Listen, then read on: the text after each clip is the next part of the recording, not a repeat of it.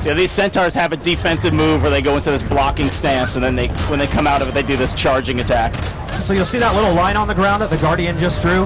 That prevents enemies from walking through that line. So those were a bunch of melee centaurs. The Guardian put the line down, and everybody switched to ranged weapons, stayed behind the line, and shot all the creatures on the other side of the line so they couldn't get through. Yeah, so those symbols that she's putting on down on the ground are different.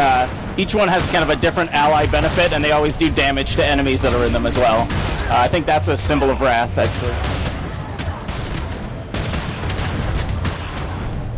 So you notice again that, you know, they're just looking at what's going on the screen. They're recognizing the things other players are doing, and they're working together because of that.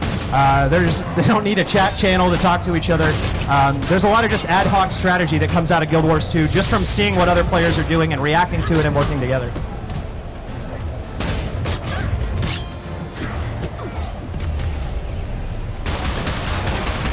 So he just used his apply poison ability, which makes his next 5 attacks also stack a poison on an enemy. So that's really powerful with the skill 3 where you shoot a whole bunch of bullets at once. You can poison the heck out of them.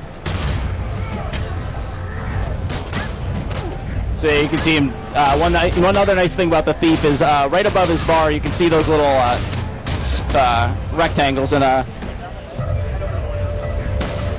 yeah, so you can see the dots above his bar. Those are his initiative. You get 10 points of that, and all your skills cost that. They do not have recharge. So the thief really is kind of like this puzzle of putting your skills together and figuring out the combinations. So there's a lot of diversity there that you don't get with the other professions. It's one of the things that sets him apart. And so right now the Guardian actually is throwing their special ability on him. Yet that's why you saw that his skill bar was on fire there, indicating that his next attack was going to burn the enemies. So yeah, they've got a few centaurs here now. So I'll let you guys just sit back and enjoy it for a minute.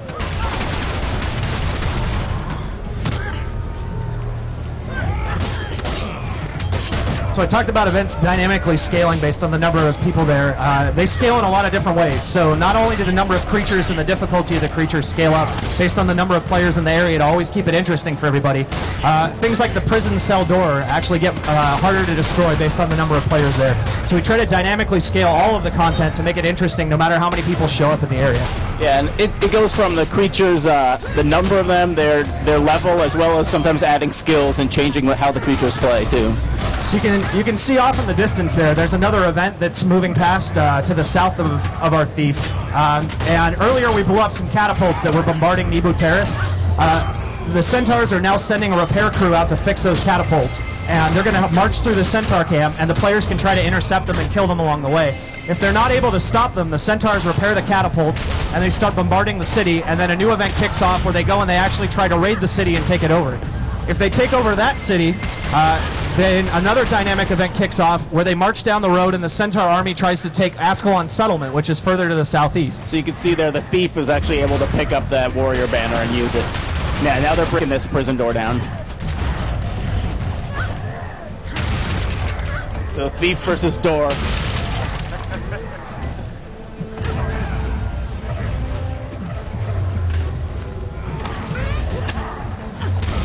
The game has also got a lot of fully voiced stuff, so every scene in the game, anytime you hear people say something, those bubbles over their head, they're actually saying it too. It's a little hard to hear over all the booming Guardian effects right now. So everybody who took part in that dynamic event there just got rewarded for it. They didn't have to go back and find an NPC in the world and talk to them to get their quest reward. They instantly got a reward right on the spot, and everyone who participated got credit for that event. So you guys want to head down to Lion's Arch? Okay. Yeah, so they're going to go head over another place and fight some other stuff. Another big thing is that almost every skill in Guild Wars 2 you can use while on the move, so there's a lot of mobility. Every character has the ability to dodge by double tapping in any direction and rolling, so once he loads up, I'll let him do a little of that. You can roll around a little, Jon.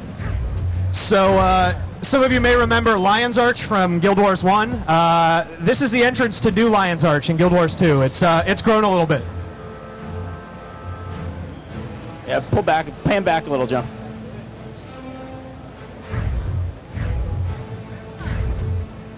Yeah, there are 6 cities in the game. This is one of them. There's 5 starter cities for one for each race, and then this is kind of the meeting point for all of them. It's a central city in the game.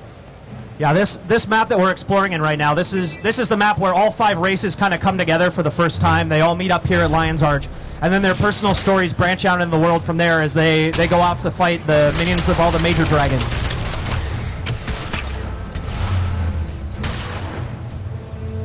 So you can see off in the distance here, there's a town that's on fire. This is another dynamic event that happens as part of an event chain where the pirates are going to come and they're going to try to attack this town. And the first event already failed. Help that worker, John. Come on, res him. All right, so there's a worker here who's been, defeated, and they're reviving him now. And that's one of the things too, is that everyone in the game, every profession can revive. You can revive NPCs. You can revive every other player, and that's another way that we just get people to work together. And you actually get XP for reviving people. Every profession in the game can do that. They can all just kneel down and heal each other. They can do the same thing for NPCs to bring them back to life. All right, so this is some super hard pirate stuff, so I expect they're going to die here, but we'll find out. Yeah, I think we're going to get to show off a little bit downstate right here. We'll find out. So there's that shielded deflection again, where that pirate with a rifle is actually shooting and the shots are reflecting back and hitting itself. You'll notice this dynamic event has a lot of different things going on here. There's pirates in the town that you're trying to drive out of there. There's also a bunch of buildings on fire, and you can pick up buckets of water, and you can find them around here, and they'll change out your skill bar, and you can use those to put out all the fires. So that's a part of the event as well. So it looks like they picked up an elementalist this time who's laying down firewalls that they can actually shoot those bullets through and get extra damage out of. Yeah, so you'll notice that the bullets that went through the firewall actually caught on fire, and the things that they hit light on fire. There's a lot of profession combos like that, where you can put down clouds of poison, you can shoot projectiles through them, and the projectiles become poison. They'll light on fire. The thieves put down symbols on the ground, and when you do attacks through the symbols, they pick up the abilities of the symbols. And by thief, Colin means guardian. And, guardian, yes. So this guy right here is a veteran creature. That's one of our indicators to show that this is a harder guy. These guys are level 28 down here. There's 2 of them, and they're fighting a couple level 30s and that level 31 veteran. So we'll just keep an eye on this there. So that's the thief. You can see how immobile he is. He's got on skill 4 on his pistol, he's always got that retreat escape shot, and he's got the dodge roll. So anytime he's in trouble, he has kind of a way to get out of there.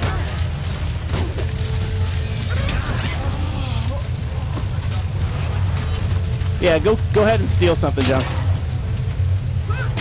So there you go. He stole actually from that pirate, and he got a bottle. He's going to throw the bottle at him. You can also steal, like when you get that bottle, you have a choice. You can either throw it at your enemies or drink it. That'll give you your some health back. So the thieves can steal from everything in the game, and based on what they steal from, it changes out the items that they get. And they can steal all sorts of different stuff from enemies in the game. You can steal from moas, you can steal their feathers and throw them back at them and blind them. The pirates have booze. You can find a tree ant, and you can steal a branch off the tree ant and start beating it up with a piece of itself. Yeah, no, he stole another bottle again. Here, hit 2, drink it. Yeah, so he can heal himself with the bottle. Now he jump back out.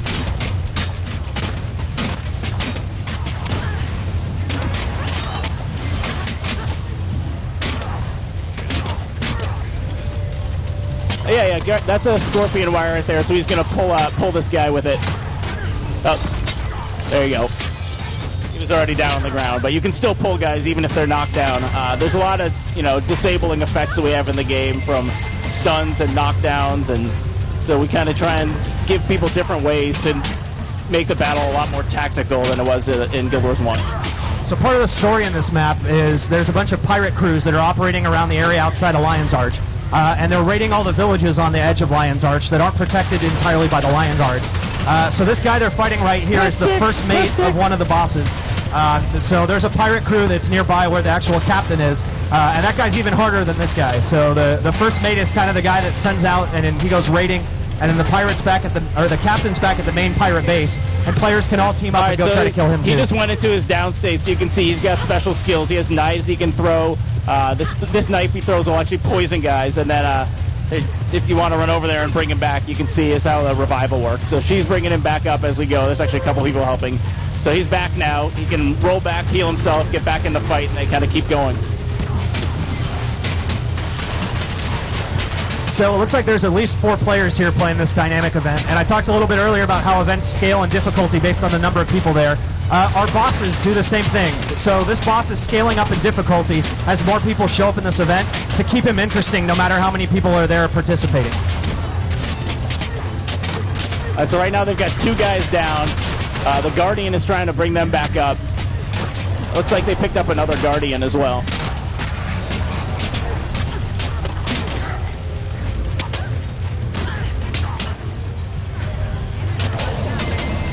So they can kind of work it together. You know, a Guardian might have a skill for stunning him once. Then the Thief can take his blinding powder and throw